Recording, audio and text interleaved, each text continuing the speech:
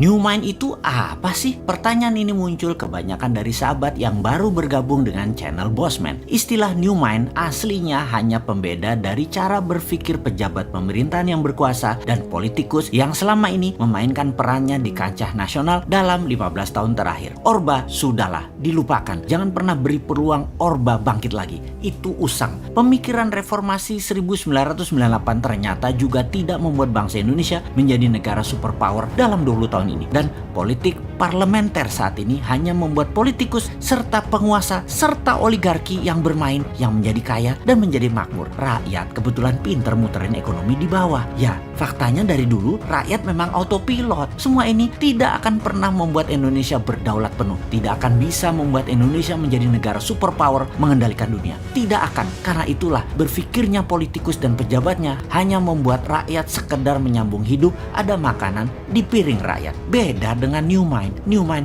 punya rencana besar, membuat Indonesia menjadi negara pemenang, bangsa yang disegani dan menjadi negara superpower. Menjadi negara superpower itu harus dilepas dari pemikiran pertama adalah hutang dari negara lain untuk kebutuhan rutin pemerintahan yang tidak produktif serta bergantung pada mata uang asing. Ini harus hilang. Jadi untuk sekian kalinya kita uraikan apa itu New Mind dalam Mardigu Nation. Mardigu Nation adalah cara bernegara New Mind. Kita jelaskan ada 3 wilayah cara ekonomi bernegara. Kita belah 4 cara melihatnya. Kiri adalah sosialis, kanan adalah kapitalis, atas dan bawah sekarang. Atas ada elitis, bawah akar rumput. Dibagi 4 ya. Dan dalam 3 wilayah ekonomi, kiri atas adalah sosialis elitis, kanan atas adalah kapitalis elitis. Lalu yang di bawah atau bottom of pyramid disebut akar rumput. Kaum New Mind menomorsatukan akar rumput, menomorsatukan bottom of pyramid,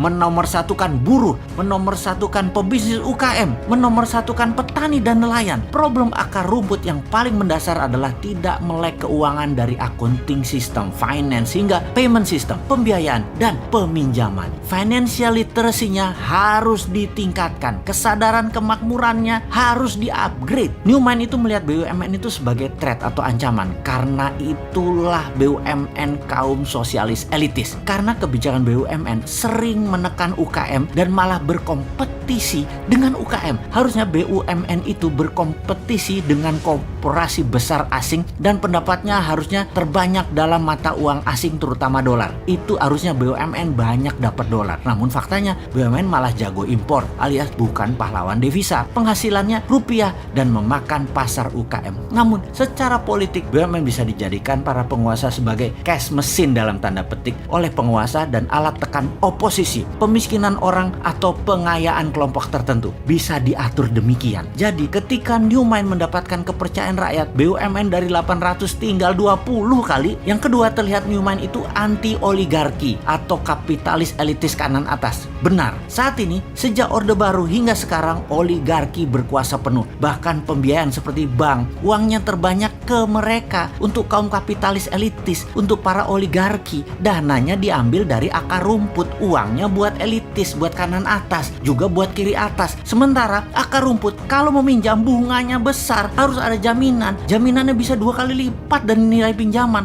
Lalu lama lagi keluarnya. Sistem old mind selama 7 presiden tidak membuat Indonesia menjadi negara superpower. Mana hasilnya? Bahkan minta 3 kali kesempatan berkuasa lagi. Mana hasilnya? Lalu yang herannya oposisi tidak juga jenius solusi ke depannya. Jadi baik incumbent, partai dan kelompok pendukung incumbent dan oposisi tidak akan menghasilkan Indonesia sebagai negara berdaulat. Kalau kayak gini melihatnya, semua mendem. Old mind tidak akan paham perang dagang, perang ekonomi, perang biologi yang sedang dimainkan globalis dan dimainkan oleh non-state aktor tersebut. Kemudian climate warfare yang akan dimainkan globalis selanjutnya, mana ngerti sampean. Juga sisi perang Tiongkok Amerika versi 2.0 yang baru lagi yang akan dimainkan, seperti harga komoditi dunia dimainkan. Old mind bakal gagap aja. New Mind harus ambil kesempatan di masa pemilihan raya ke depan, karena yakinlah, karena mereka semua tidak paham para old mind tersebut. Action old mind akan menambah hutang dari 6.000 triliun saat ini, di akhir jabatan 2024 garansi 10 10.000 triliun. Garansi, nggak usah dianalisa itu mah. Yang akan membelenggu Indonesia dalam jangka panjang. Untuk bayar hutang aja kita harus ngutang. Bisa-bisa jadi fail state kalau gayanya begini. Negara gagal kita. Anggap saja bunganya 5% setahun dalam dolar lagi. Maka 6.000 triliun bunganya itu 300 triliun setahun. Bayangkan, bunganya aja sudah 20% APBN. Lalu pokoknya bagaimana membayarnya, wahai menteri terbaik di dunia versi negara peminjam hutangan? Jawab dong. Lalu apa yang terjadi kalau rupiah melemah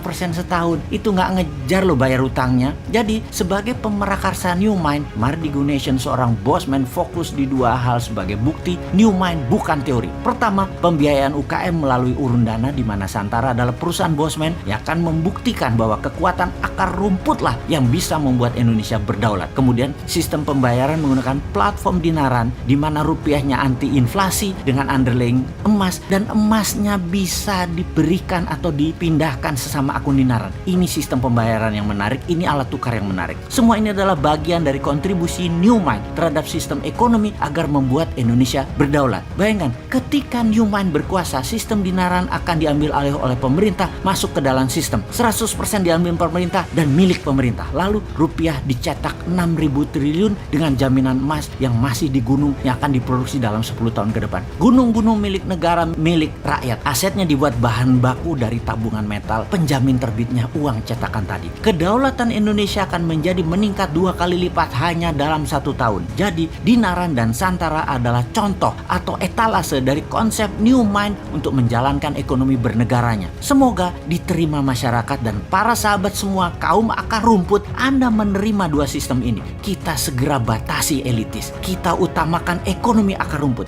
Jangan dibalik, akar rumput dibatasi, elitis dibebaskan. Gimana sih kalian ini bernegaranya? Tempe bener sih.